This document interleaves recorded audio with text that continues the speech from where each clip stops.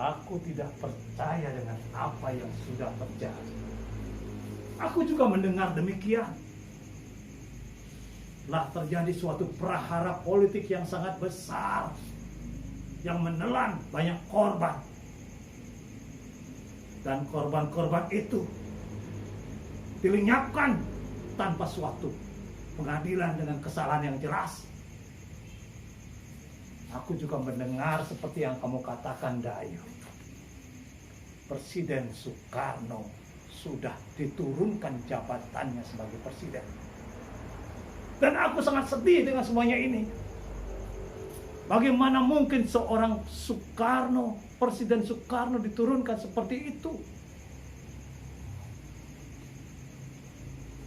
Soekarno itu jasanya sangat besar pada negeri ini. Kedudukannya sebagai presiden sangat disegani. Dan semangat-semangatnya untuk membangun bangsa ini belum ada yang mampu mengalahkannya. Aku tidak mungkin ada orang Indonesia yang mempunyai rasa seperti itu, tega-teganya menjatuhkan Soekarno yang merupakan pahlawan yang sangat besar, yang jasanya sangat luar biasa pada bangsa ini.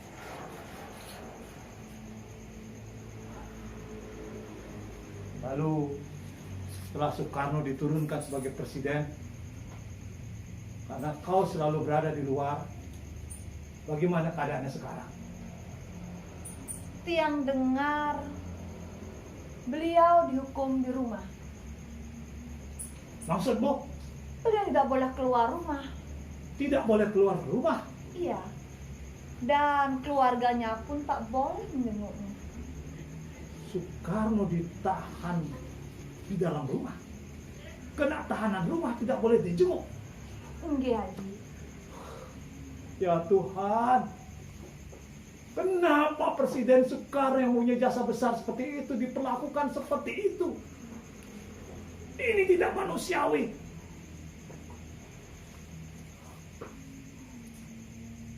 Aku sungguh-sungguh tidak mengerti kenapa ada yang tega melakukan tindakan itu kepada Bung Karno.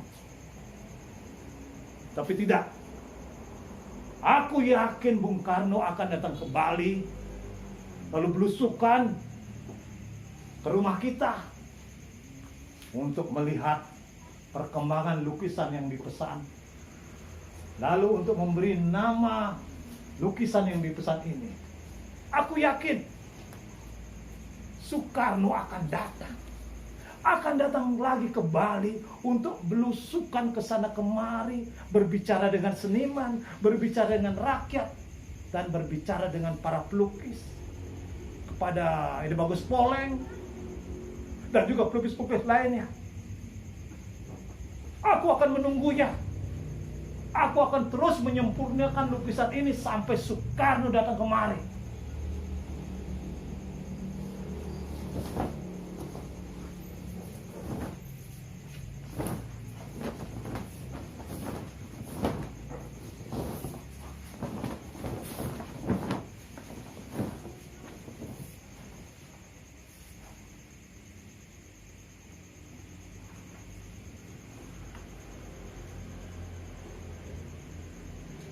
Bapak!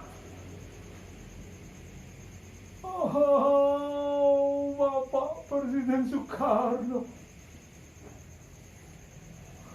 Akhirnya Bapak datang juga ke Bali. Belusukan seperti dulu. Datang ke rumah kami. Selamat datang, Bapak. Oh, tapi kenapa Bapak baru datang? Sudah bertahun-tahun, mungkin sekitar 3 tahunan Bapak tidak kemari. Apa yang terjadi, Pak? Apa benar yang dikatakan orang-orang bahwa Bapak sudah diturunkan sebagai presiden dan dikenai tahanan rumah, tidak dikasih bertemu dengan siapapun, dilarang keluarga menemui Bapak. Bapak dilarang ini, dilarang itu. Saya tidak percaya dengan semuanya ini, Pak. Apa yang terjadi, Pak? Apakah benar demikian?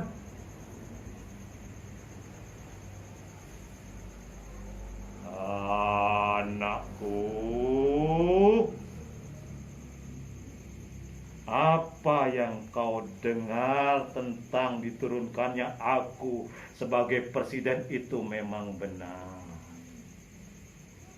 Aku juga ditahan sebagai tahanan rumah juga benar. Janganlah kau permasalahkan lagi itu.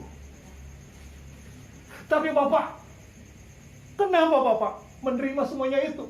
Ini tidak adil. Seharusnya Bapak mengatakan tidak. Kalau saja Bapak mau melawan, bahwa menolak semuanya itu, masih banyak pendukung Bapak di Indonesia ini. Mereka akan bergerak membela Bapak mati-matian. Anakku, kamu tidak tahu politik. Daripada aku bertindak seperti itu, mengatakan tidak terhadap semua yang aku alami, itu akan mengakibatkan bangsa kita ini terpecah belah. Kau tahu, daripada bangsa ini terpecah belah, lebih baik aku merobek-robek dadaku. Aku dari dulu berjuang supaya bangsa Indonesia ini dari Sabang sampai Merauke bersatu. Merikun bersatu, biarpun mereka berbeda suku, berbeda agama, berbeda ras, berbeda bahasa, tapi mereka harus bersatu agar menjadi bangsa yang kuat. Itulah sebabnya aku menggali kebudayaan luhur Nusantara. Kujadikan dasar negara Indonesia, 5 dasar negara yang kemudian aku sebut sebagai Pancasila, supaya kita bisa bersatu. Nah sekarang anakku, biarlah semuanya berjalan seperti ini. Aku yakin kelak mereka yang berbuat jahat kepadaku, sidik jarinya akan dibaca oleh para generasi muda. Sejarah akan membuktikan bahwa mereka keliru berbuat itu kepadaku. Nah sekarang yang harus kau lakukan adalah tetap menjaga rasa persatuan dari Sabang sampai Merauke.